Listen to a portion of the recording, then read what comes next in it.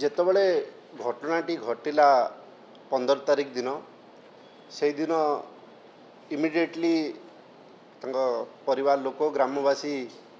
ଥାନାରେ ମିସିଂର ଅଭିଯୋଗ କରିଥିଲେ। ହୁଏତ ଯଦି ପୁଲିସ ସେଇ ଦିନ ଦୃଢ଼ ଭାବରେ କାର୍ଯ୍ୟାନୁଷ୍ଠାନ ନେଇଥାନ୍ତା, ସର୍ଚ୍ଚ ଆରମ୍ଭ କରିଥାନ୍ତା, ହୁଏତ ଆମ ମାଟିର ପୁଅ ଡେଲାଙ୍ଗ ମାଟିର ପୁଅ ଆଶୀର୍ବାଦ ଆଜି ଆମ ପାଖରେ ଥାନ୍ତା। କାହିଁକିନା ସବୁଠୁ ବଡ଼ କଥା ହେଲା ଯେତେବେଳେ ବଡ଼ିଟି ମିଳିଲା 7 ଦିନ ପରେ ତାଙ୍କ ଘରର 50 ମିଟର ଦୂରରେ ବଡ଼ିଟି ଠାବ କରାଗଲା। ଏବଂ କାଲି ମଧ୍ୟ ଆପଣମାନଙ୍କର ଜରିଆରେ ତାଙ୍କ ବାପା ସ୍ୱର୍ଗତ ଆଶୀର୍ବାଦ ସାହୁଙ୍କର ବାପା ମଧ୍ୟ ଯେତେବେଳେ ତାଙ୍କର ପୋଷ୍ଟମର୍ଟମ ପୁଅର ଚାଲିଥାଏ ସେତେବେଳେ ଯେତେବେଳେ ଗଣମାଧ୍ୟମର ପ୍ରତିନିଧି ପଚାରିଥିଲେ ସେ ମଧ୍ୟ କହିଥିଲେ ମୋର ବି ଡାଉଟ୍ ଥିଲା, ଯିଏ ମୁଖ୍ୟ ଆକ୍ୟୁଜ୍ ଅଛନ୍ତି ତାଙ୍କ ଉପରେ ଡାଉଟ୍ ଥିଲା ଏବଂ ସିଏ ଏ ବିଷୟରେ ଅବଗତ ମଧ୍ୟ କରାଇଥିଲେ ପୋଲିସ ପ୍ରଶାସନକୁ। ଏବଂ ତାର ଦୁଇ ଦିନ ପରେ 15 ତାରିଖ ଘଟଣା ହେଲା, 18 ତାରିଖ ପାଖାପାଖି 3 ଦିନ ପରେ पुलिस से जी मुख्य आक्यूज जी एबे स्वीकार करछि जे सी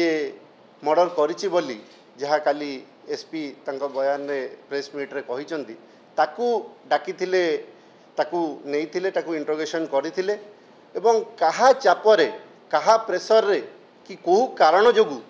ताकू छड़ा जाइथिला 18 तारिख एवं तदंतरे काई अवहेला होइथिला तार तुरंत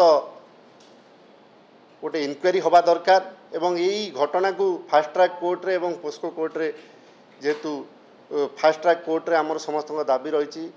इनक्वारी हो गोटे स्पेशल टीम गठन होगी आर इनक्वारी हो कहीं पुलिस द्वारा अवहेला होता ता सहित जहाँ आम वरिष्ठ नेता संजय बाबू कहते जितेबाला आशीर्वादर माँ बापा जो न्याय पाइले पुअर किसी खोज खबर पाइले ना 6 दिन धरी से माने जो राजरास्त जाकि बसिले गाँ लोक भी सहित जा बसिले एवं न्याय पाइबापी आज 46 लोक रतनपुर ग्राम पंचायत डेलांग ब्लॉक रो केस खाइले एवं केस मध्य पुलिस निजे करिछि। ये अत्यंत दुखदायक घटना आपण जरिया मध्य माननीय मुख्यमंत्री को हाथ जोड़ी निवेदन करी जितेबाला स्ट्राइक रे समस्ते बसते कि या क्राइम ब्रांच तदंत दि जाऊ। दुखर विषय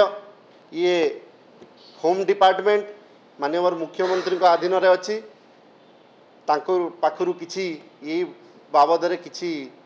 विवरणी आसला ना कि कौन कर कार्यानुष्ठान से कहले ना एवं जितेबाला स्ट्राइक थिला मु बारंबार आपण मान उपस्थित रे कलेक्टर को बारंबार फोन करी फोन स्विच ऑफ रखी एवं जितेबाला मु जाइए एडिशनल एसपी आसते मुझे आपण जरिया आपड़ टिके कहीं आम फोन तो लगुना आपड़ टिके स्पेशल मेसेंजर जरिया कलेक्टर कहतु आम जोगाजोग करने चाहूँ जेहेतु ये गोटे केस होती